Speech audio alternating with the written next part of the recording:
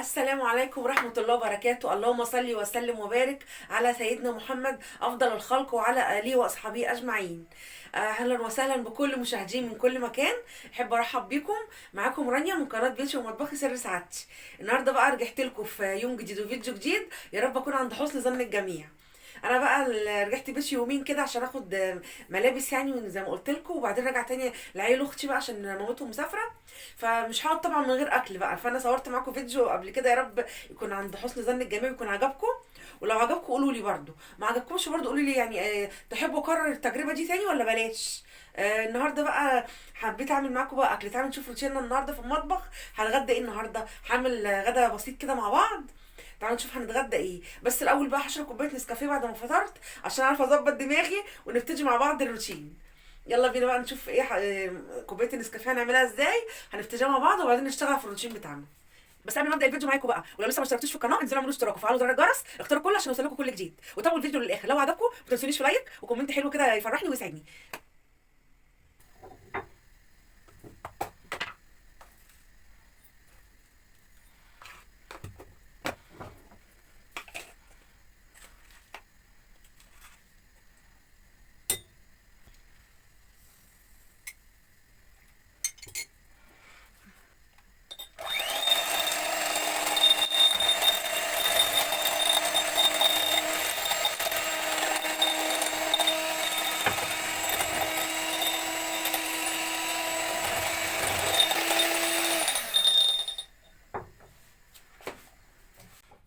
بصوا بس عملوش ازاي بقى جميل.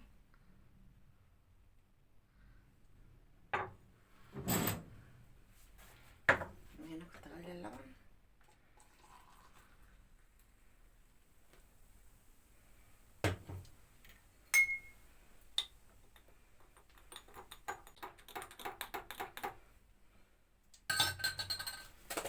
رشه كده صغيره.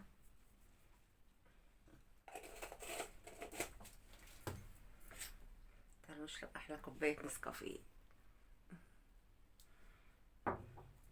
انا هنا بقى كان عندي فرخه صغيره شويه، بس انا ما بحبش اعمل الصدور بصراحه. انا خدت الوركين زي ما انتم شايفين كده، غسلتهم وحطيتهم في ميه بخل.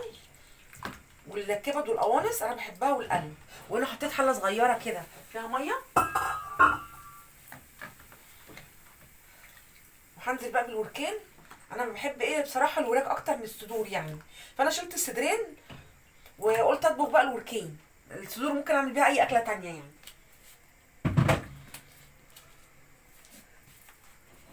وجبت هنا بقى ايه بصلايه وطماطمايه وحبهان ورق لوري وقرفه خشب كده وملح وفلفل اسود ومستكه وكبابه صيني كمان اهي. فكل دول بقى احطهم هنا ايه في بتاع ده. كل دول احطهم هنا في الشوربه بتاعت الفراخ. كل دول الحبهان واللوري والملح والفلفل الاسود والكبابه الصيني والمستكه والبصلايه وطماطمايه. وهخليهم بقى يتسلقوا وبعدين تعالوا نشوف بقى هنعمل اكل ايه النهارده.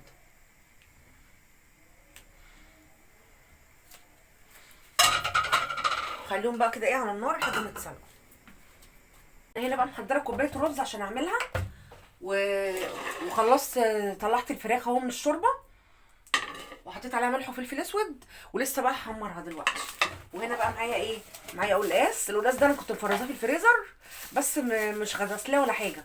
وده السلق مع كزبره خضراء كنت مقطعاهم وشايلاهم معاهم كده مع بعض كده في كيسه واحده.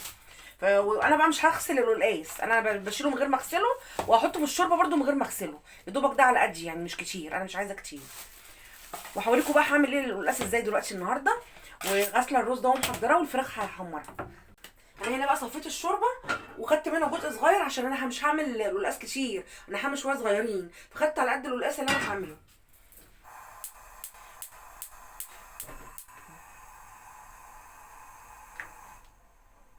فهخليه يغلي طبعا عشان مش هحط القلقاس والشوربه بارده، لازم الشوربه تكون بتغلي. وهعمل هنا الرز وهعمل هنا لسان عصفور بعد ما تغلي بقى. هنا بقى الشوربه بصوا غلت ازاي. بوريكم كده سخنه بس. هجيب حاجه امسك بيها. بصوا الشوربه غلت، شفتوا؟ انا مش حاطه شوربه كتير عشان القلقاس مش كتير. هنزل بقى بالقلقاس، انا ما غسلتوش. بصوا انا كنت طالعه من الفريزر حطيته على طول، بس كنت مسحاه يعني وانا بفرزه انا بمسحه، بس لما باجي افرزه بمسحه. هسيبه بقى كده على نار هاديه، هوطي عليه النار، وتعالوا نشوف هنعمل ايه في السلق. هنا بقى هجيب الخلاط، وده السلق اللي انا قلت لكم عليه، والكزبره اللي انا شايلاهم. ده السلق والكزبره اللي انا شايلاهم هنزلهم هنا في الخلاط كده.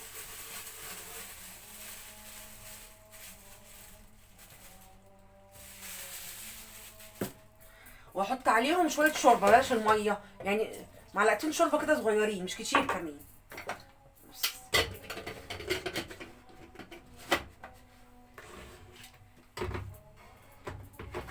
وهضربهم بقى كده في الخلاط زي ما انتم شايفين.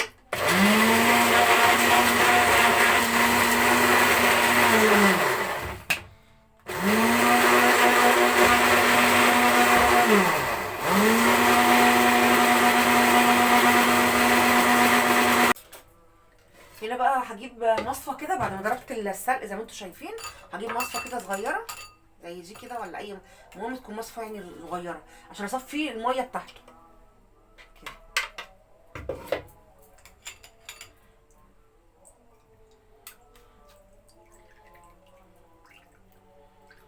شايفين كده؟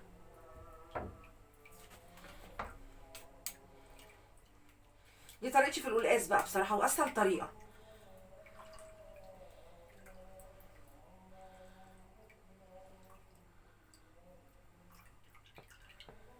هروح انا جايه بقى جايبه طاسه كده ولا اي حاجه، احط فيها بقى ايه، السلق والكزبره الناشفين اللي انا صفيتهم.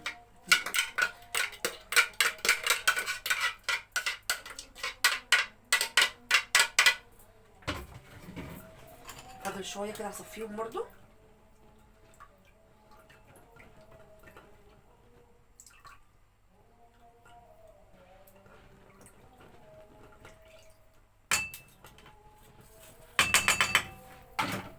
ده بقى هنحطوه في الشوربه دلوقتي بتاعت القلقاس، وده اللي احنا صفيناه ده التفل دوت. هنجيب معلقه توم كده، انا عندي حتى التوم انا كده في برطمان، معلقه توم كده حلوه محترمه، احطها ايه معايا كده. وعليهم كزبره ناشفه كمان، وعليهم معلقه كزبره ناشفه كده كبيره.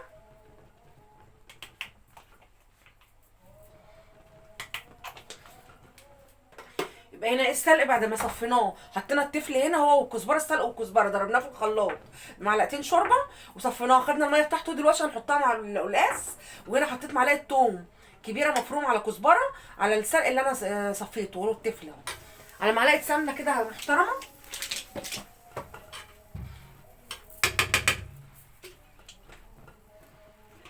معلقه سمنه حلوه، وهنسيبهم بقى على النار. هنا بقى القلقاس اهو بيغلي، هروح نازله بالميه دي بتاعت السلق، انزل عليه كده لحد بقى ايه ما يكمل سواه. واحنا جايبين هنا بقى السلق ده اللي احنا صفيناه على الثوم على الكزبره على معلقه السمنه، ولع عليهم.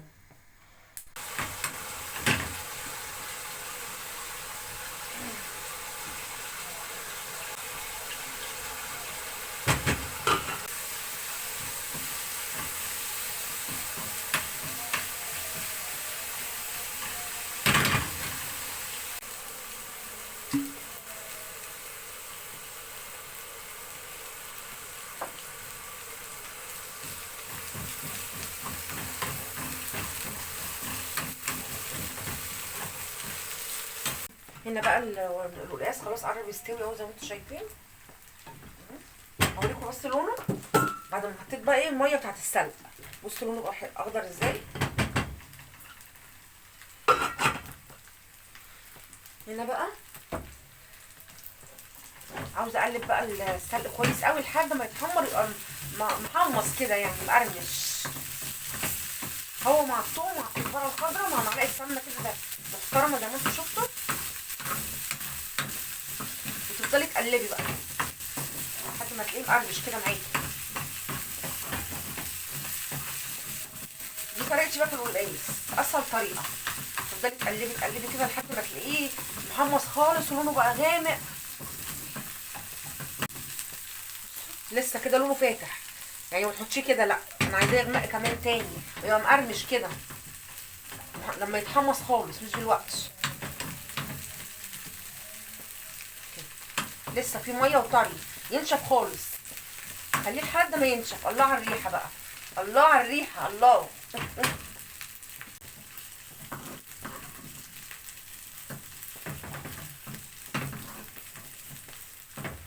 بصي كده شكله واضح في الكاميرا.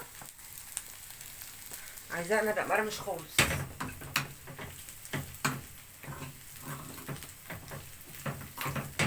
والريحه تطلع بقى كده ايه، رهيبه. رهيب والله رهيب.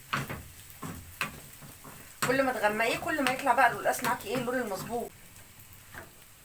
خلاص بقى كده هنا روحوا جايبين بقى ايه كل ده. بس طبعا ايه، انا هصفيه كده من الايدين. بصوا مش هنزله، لا انا هصفيه كده الاول كده. بصوا في ايدام اهو بينزل. الايدام ده مش عايزاه، هقلبه. انا هاخد بس ايه ده، الايدام ده مش عايزاه، هنزله في الحوض. شايفين كده؟ خلاص بقى بصوا انا كده صفيته من الايدام خالص. بصوا على المنظر ده، بصوا الحركه دي. طب بصوا المنظر ده.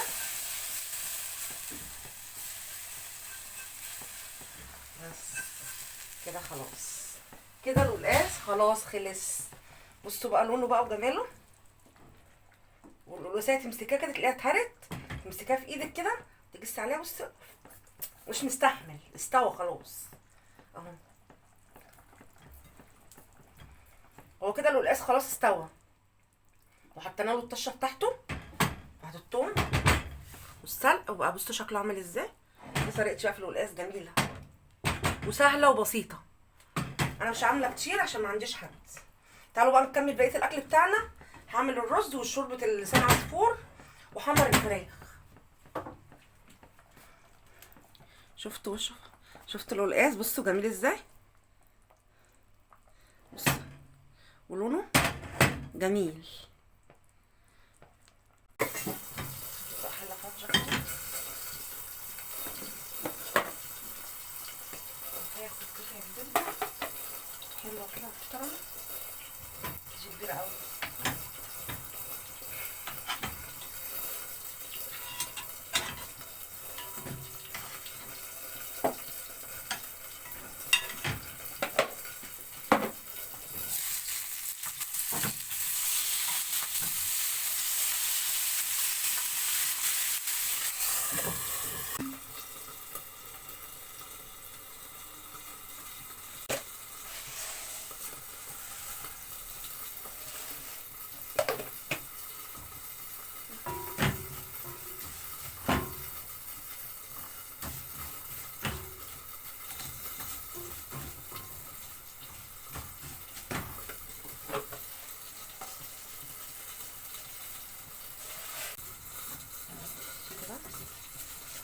بقى ايه الشعريه مع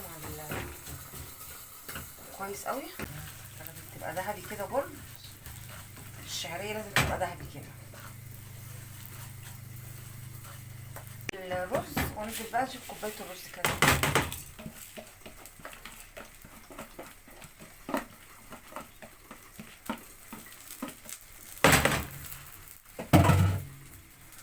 اقلب بقى كده كويس قوي. نازله بقى ايه بالميه.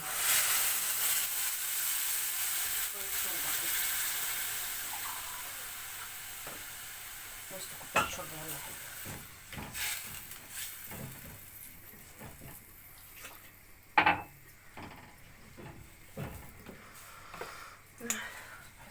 معلقه ملح واسيبه بقى ايه على النار. هروح واخده الرز كده نقلاه هنا على النار الهاديه، واجي بقى هنا عشان اعمل. وهنزل ادي لسان عصفور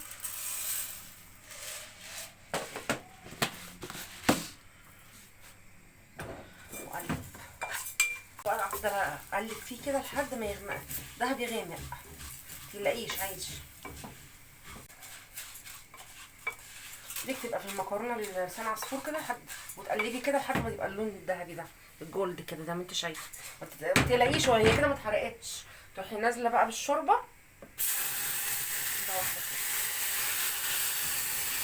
كبده والقناصه والقلب بس كده. تقلبي وتسيبيها بقى ايه، تحطي لها شويه ملح برده فلفل اسود كده.